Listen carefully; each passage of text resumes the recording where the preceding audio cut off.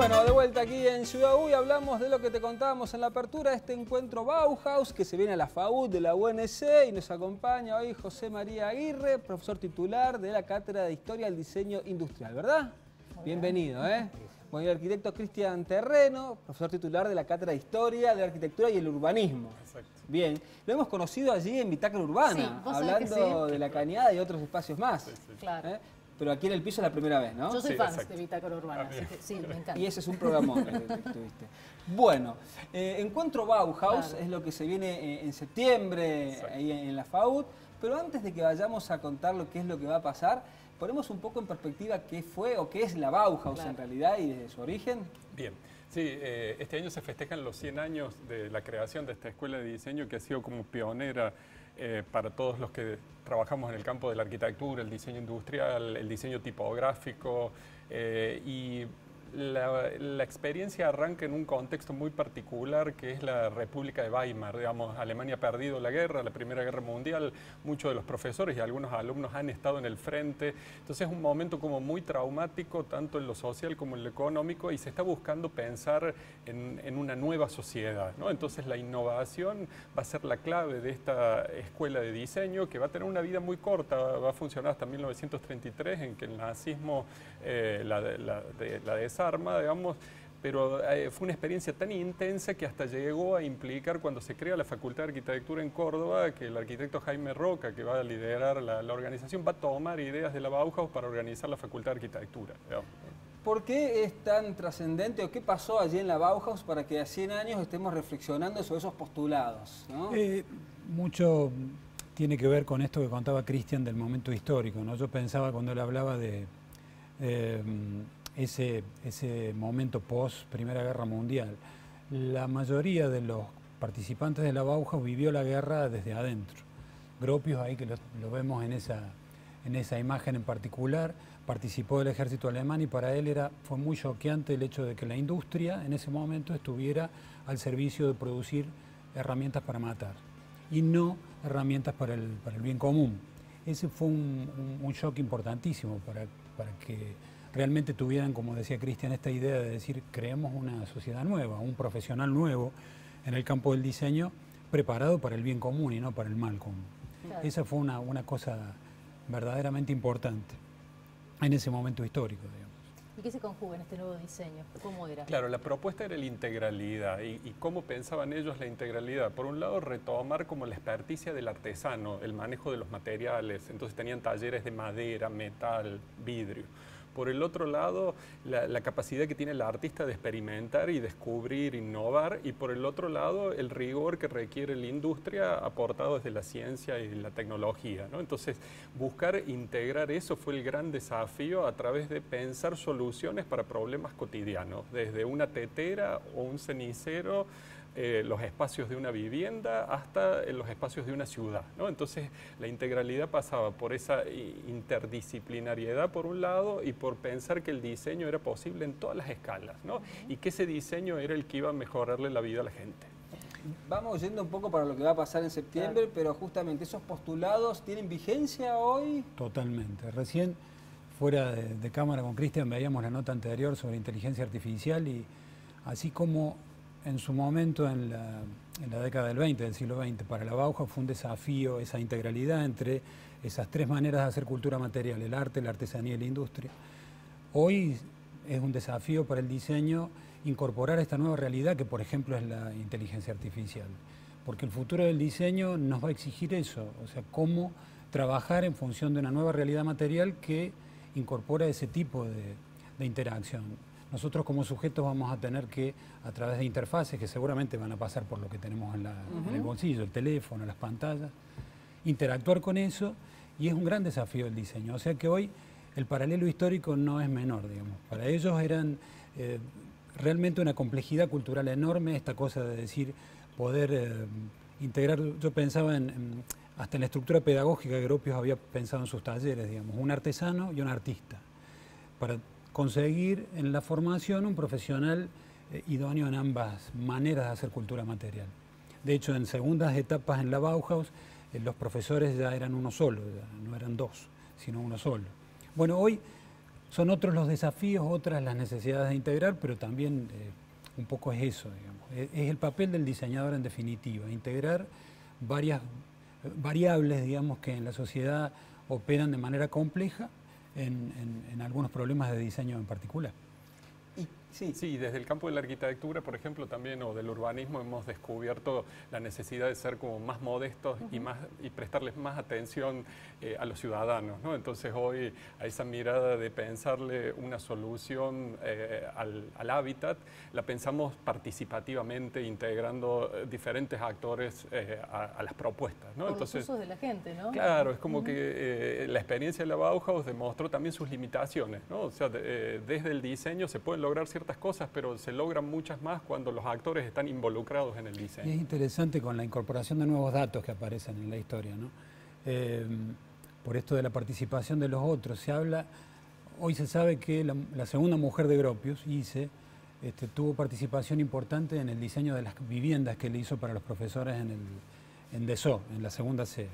Sobre todo en el tema de la, no quiero que suene peyorativo, el tema de la cocina. Bueno, en ese momento, y eso no se supo durante mucho tiempo. Se pensaba que era una idea de Gropius y sin embargo ella fue una diseñadora de lo que hoy conocemos como la cocina moderna, digamos, como casi como una idea de laboratorio. En ese momento no lo era, hoy ya sí, está instalado.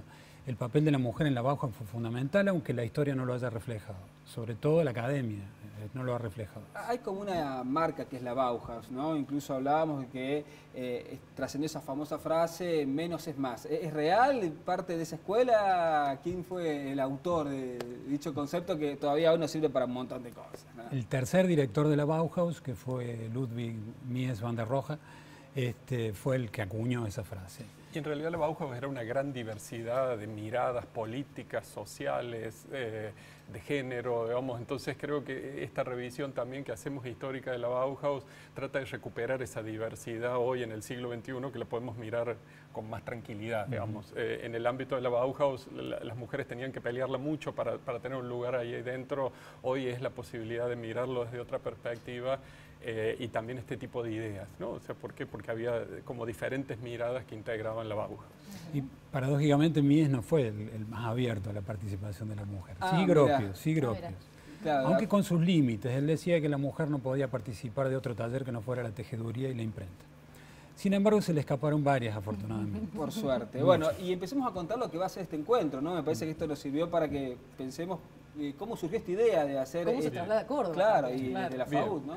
Por un lado está la Universidad Nacional de Córdoba, tiene un programa con la Bauhaus Universität in Weimar, es un doctorado en estudios urbanos regionales, del cual formamos parte algunos docentes y exalumnos de la Facultad de Arquitectura, digamos. Entonces, en el contacto con los profesores alemanes, ellos se ofrecieron a venir a participar, a difundir la experiencia, y nosotros pensamos en construir también un espacio donde se produzca el intercambio académico tradicional, que es de conocimientos, pero también rememorando esta experiencia de la Bauhaus, la experimentación en la acción, ¿no? Entonces, hemos organizado 2 días de actividades, donde la primera mañana vamos a tener formatos de conferencias, mesas de discusión sobre aspectos de la innovación, tanto en la industria como en el arte, como en la pedagogía, y a la tarde vamos a tener, hemos denominado unos talleres de microexperimentación, donde alumnos, docentes e interesados van a trabajar con diferentes cosas. Por ejemplo, hay un grupo de gente que va a trabajar sobre el concepto de la mecanización en la Bauhaus y el concepto de la digitalización,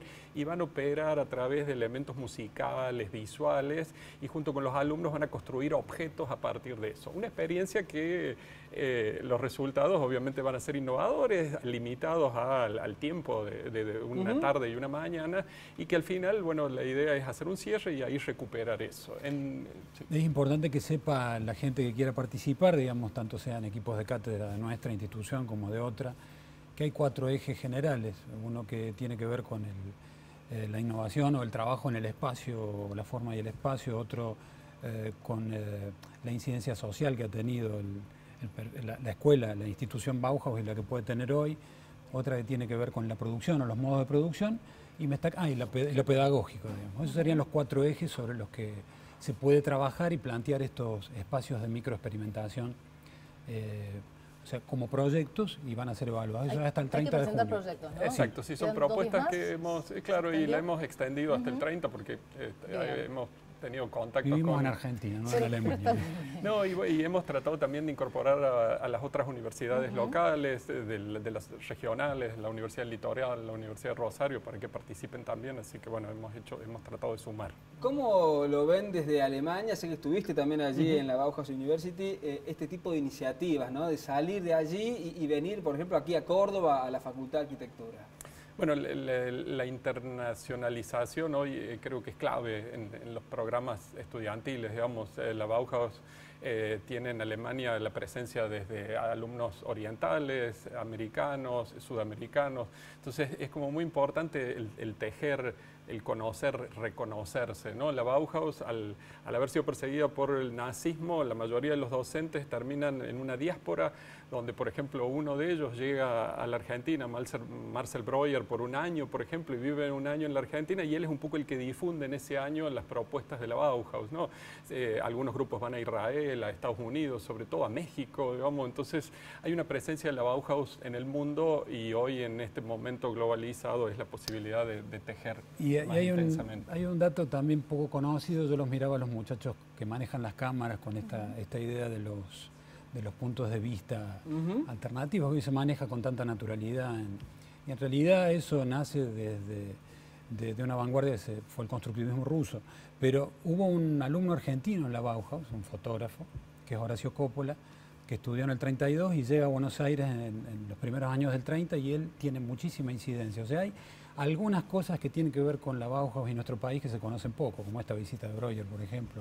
Y finalmente lo que nos interesaba también era mantener como ese espíritu de la Bauhaus. En la Bauhaus las chicas andaban con pelos cortos, usaban polleras hasta las rodillas, se fumaba, y lo lúdico, lo experimental era como también muy importante, ¿no? Por eso la idea de estos espacios de microexperimentación, pero también en la noche del miércoles 18 de septiembre vamos a participar de una obra de teatro recreando a uno de los profesores más importantes que tenía la Bauhaus, que era un profesor de teatro, Oskar Schlemmer, y después se va a hacer un demontaje de esa obra, digamos, tratando de ver esta necesidad de buscar la diversidad, la transdisciplinariedad en el aprendizaje del diseño. Por lo que van contando, la Bauhaus fue saliendo y impregnando, si se quiere, sus ideas por el resto del mundo. Ahora, a veces pasa cuando hablas con arquitectos o gente que hace historia de arte y dice, bueno, esto que estamos viendo es tal periodo, por tales características, esto es gótico, esto es neoclásico. Hay algunas categorías que se pueden aplicar a decir, esto es Bauhaus por el tipo de diseño, por el tipo de materiales, por el tipo de concepto de lo que está construido, ¿o no?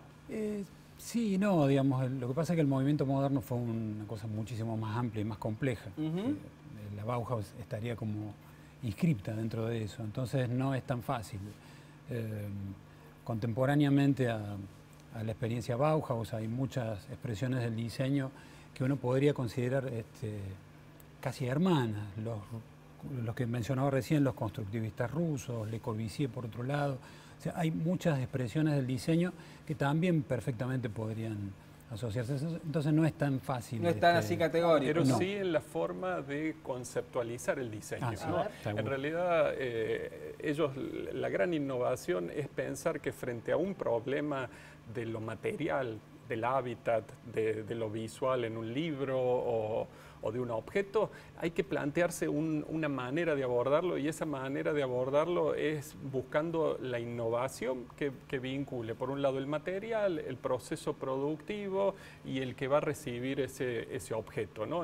Y en ese proceso hay que tratar de encontrar la esencialidad, ¿no? O sea, parte del quizás- concepto y no de la forma, entonces. Exacto. Quizás sí haya un ámbito del diseño, mirando hacia allí, que tenga una impronta Bauhaus mucho más fuerte, que es el del diseño gráfico, digamos. Ahí sí hay como una herencia mucho más marcada y más, porque se hablaba de una tipografía en particular, la presencia o la persona de Herbert Bayer, y Josh Schmidt, fueron dos diseñadores gráficos muy importantes en la Bauhaus, sí han tenido en la historia del diseño gráfico una impronta mucho mayor de la que por ahí otros diseñadores tuvieron que compartir con otros, digamos, en el ámbito de lo que puede ser el mobiliario o la arquitectura.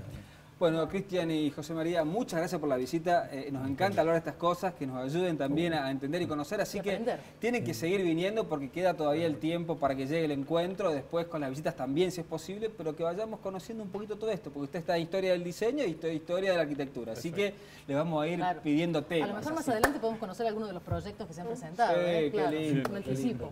Bueno, seguramente. Muchas gracias.